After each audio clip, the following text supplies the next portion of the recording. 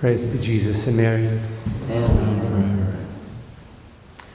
In the first reading, the prophet Jeremiah says, "Cursed is the man who trusts in human beings, who seeks his strength in flesh, whose heart turns away from the Lord."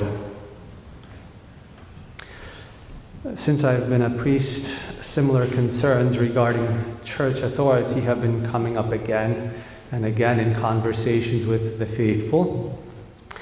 And the prophecy of Jeremiah can be accommodated to speak to the problem or to the concern of some faithful regarding church authority. And let me anticipate my point.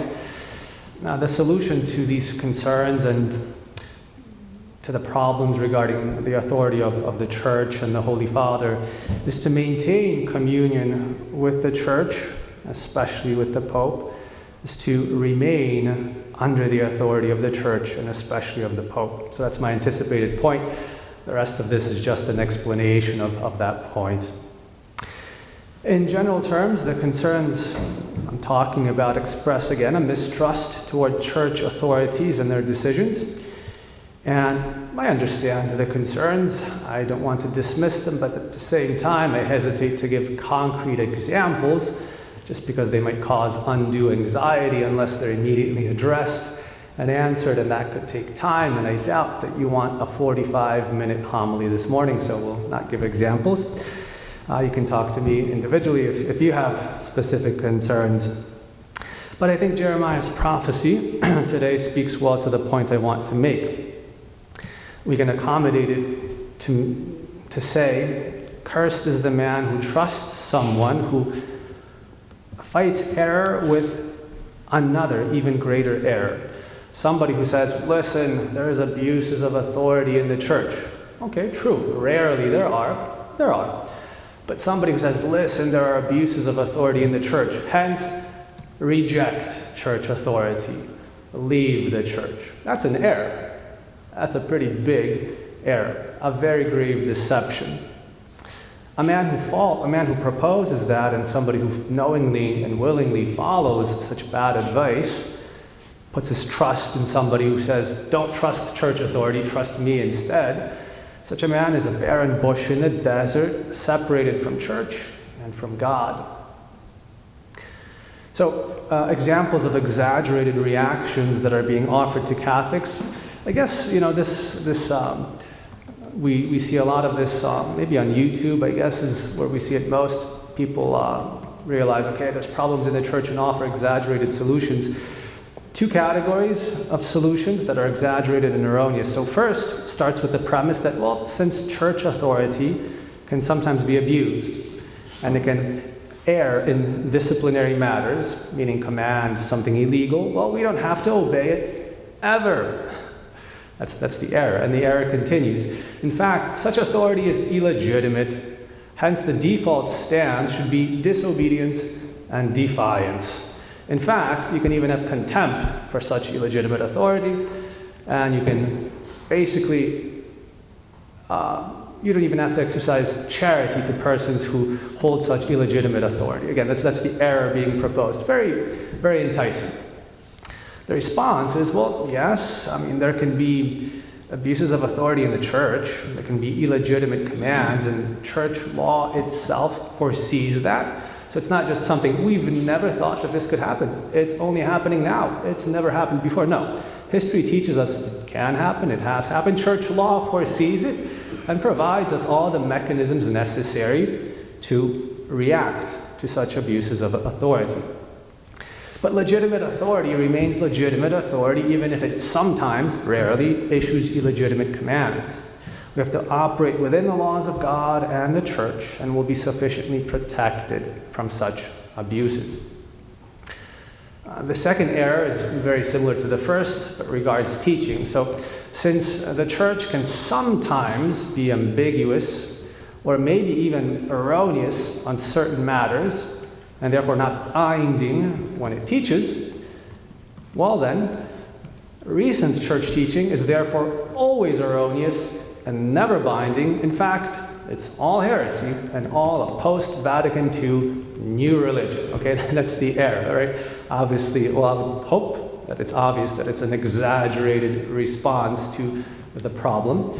But the real response is that, well, the church itself knows and recognizes in its documents that there are different levels of teaching. And not all of its teaching is irreformable or infallible.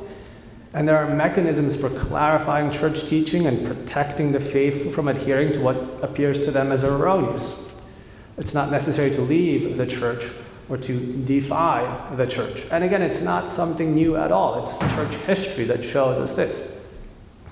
So, the conclusion: God has given the church everything it needs to protect faithful from being commanded to do something sinful or from believing something they know is false. The faithful don't have to fight against the church or leave the church. They have to use the mechanisms provided by the church for such cases. Now, someone might say, again, one last objection. Someone might say, despite all this, Father, you don't realize just how bad it is. Despite all this, if you trust the guys in charge, you might be led astray. It's just so complicated. It's just so bad. So, to respond to that with a little bit of humor, well, if you don't reject the authority of the guys in charge, maybe in some rare cases you might be led astray. And I'll give an example of that in just a second. But if you do reject the authority of the guys in charge, you are certainly led astray. If you knowingly and willingly subtract yourself from the authority of the Church of Christ, then for sure, not maybe, for sure, you have been led astray. So again, don't get me wrong, I'm not trying to gaslight anybody and say there is no problems. No, we're in a serious crisis of confusion. And yes, can we be led astray? Well, even God knows that. Again, in the epistle to the Galatians, St. Barnabas was led astray by St. Peter. So how can Peter be the real pope if he's leading even the saints astray? Why would you want to listen to someone like that? And yet, yes, he was the real pope. And yes, St. Barnabas was a real saint. For a while there was confusion, but St. Paul didn't reject St. Peter. Instead, he operated within the law of God, within the laws of the early church, intervened to correct him precisely in order to maintain communion with both St. Peter and St. Barnabas, to hold the church together, to maintain communion in the church. He didn't reject St. Peter. Again, so my point is, it's not the first time it's difficult to navigate. It's an important reference point to keep in mind. It's not, wow, we've never had such difficulties in the church. No, we've had such difficulties in the church. It's good to have a historical context. And we've navigated through rough waters before. We have all we need. We have all the equipment necessary to navigate through such difficulties. Although it's, of course, unpleasant to be on a boat in rough waters. Okay, I'm not saying it's a good thing or it's a desirable thing.